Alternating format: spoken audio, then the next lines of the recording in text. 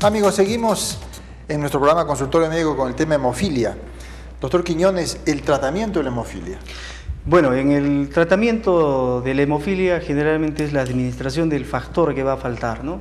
En el caso de los pacientes con hemofilia A hay que administrar el factor 8 y en los casos de los pacientes con hemofilia B el factor 9. ¿No? Aquí hay un esquema, fíjense, es un esquema similar al que presentamos al inicio, ¿no? Cuando hay una lesión, tiene que trabajar este sistema de coagulación. Como a estos pacientes les falta o el 8 o el 9, generalmente se administra estos factores de coagulación para que completen esta cascada de coagulación. Al completar toda esta cascada se va a formar el tapón de fibrina y va a detener la hemorragia. Ese es el mecanismo, ¿no?, por el cual funciona el tratamiento de la hemofilia, ¿no? Elemental. Así es. Pero la terapia de la hemofilia tiene algunas complicaciones. Así también. Es, por supuesto. Entonces, ¿qué pasa?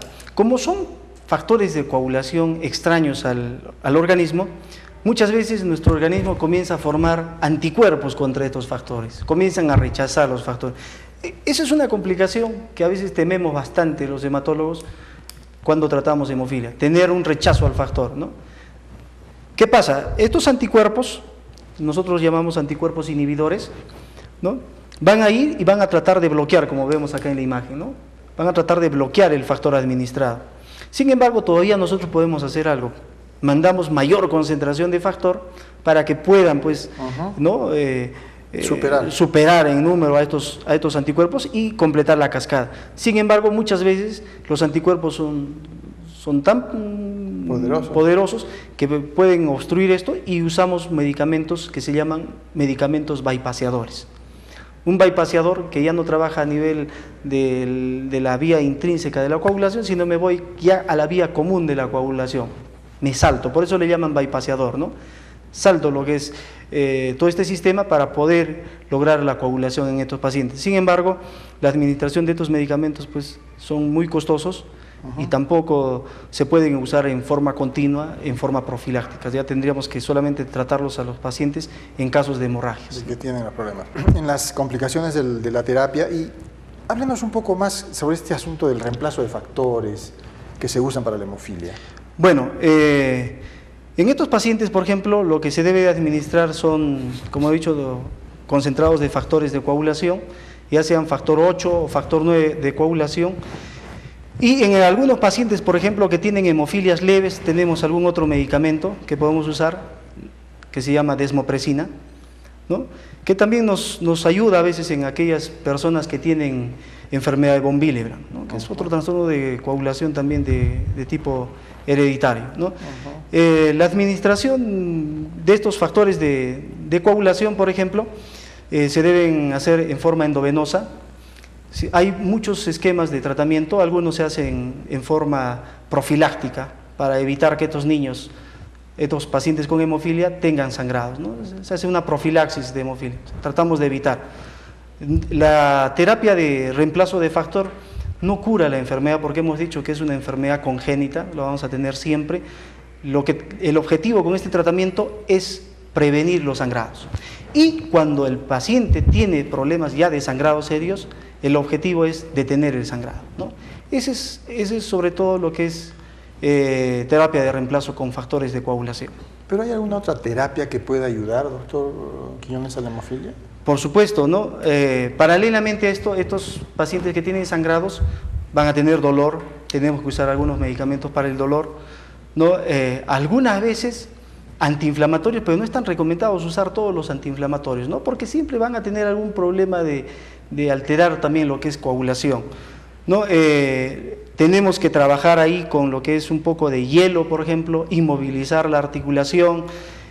Hay que trabajar posteriormente con estos pacientes con lo que es fisioterapia, ¿no?, la parte de recuperación, ¿no?, de una lesión articular. Y acá, por ejemplo, podemos ver algunos síntomas que nos indican la recuperación de una hemorragia, ¿no?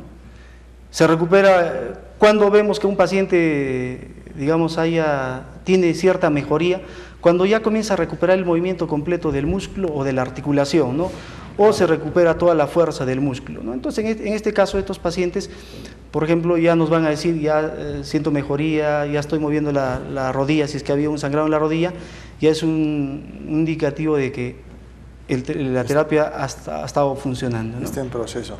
Y si un paciente hemofílico, doctor Quiñones, necesitara una intervención quirúrgica, ¿qué medidas, qué acción tiene que tomar el hematólogo? Muy bien, esa es una muy buena pregunta, ¿no? Estos pacientes con hemofilia, por ejemplo, tienen una tendencia a sangrar increíble. Muchos de ellos, por ejemplo, pueden fallecer incluso con heridas simples por sangrado excesivo, ¿no? El paciente con hemofilia es de mucho riesgo. Pueden fallecer incluso con una exodoncia, ¿no? Con procesos que nosotros podemos ver simples en una persona que no tiene la enfermedad, sin embargo en ellos es de mucho riesgo. Entonces, si un paciente requiere de algún procedimiento quirúrgico, exodoncias, operaciones, etcétera, lo que tenemos que hacer es ponerle concentrados de factor, ¿no? Nivelar los factores de coagulación a rangos normales para que se puedan someter a las cirugías. Entonces, sí se puede hacer algo por ellos, porque ningún paciente hemofílico está libre de sufrir algún cuadro quirúrgico, ¿no? Por supuesto que sí. ¿Y qué ocurre con algunos medicamentos, con alguna administración de vacunas en un paciente hemofílico? Bueno, en este caso, por ejemplo, se recomienda en los niños que las vacunas sean sobre todo vacunas que no sean intramusculares, subcutáneas, intradérmicas, ¿no? Recomendar siempre que no tomen, por ejemplo, aspirina ellos, ¿no? Por la alteración a nivel plaquetario. Ya tienen un trastorno de coagulación, no podemos tener otro. Si es que, digamos, hay algún dolor intenso, seleccionamos algún tipo de analgésico que no interfiera con lo que es coagulación, ¿no? Entonces, siempre un paciente con hemofilia tiene que estar pues de la mano de su médico tratante, ¿no? ¿Esta terapia causa reacciones alérgicas, doctor? Por supuesto, porque como son concentrados de factores de coagulación que se obtienen de plasma, por ejemplo, nosotros los concentrados de factores de coagulación los dividimos en plasmáticos y recombinantes, ¿no? Siempre suelen tener algunas veces todos los medicamentos ciertas recomendaciones sobre efectos colaterales. Estos también los tienen, ¿no? Y son pocas, rara vez hemos visto nosotros esto, pero algunas veces puede haber fiebre, escalofríos, ¿no? Salpullido, ¿no? Y hay que estar siempre vigilando post inyección de los factores de coagulación, ¿no? Amigos, estamos en TV UNSA, Canal 45, con el programa Consultorio Médico, llevando a ustedes un tema sumamente importante, aunque un poco infrecuente, pero muy importante para la salud de las personas. Nos referimos a la hemofilia. Luego de unos segundos regresamos con ustedes. Permiso.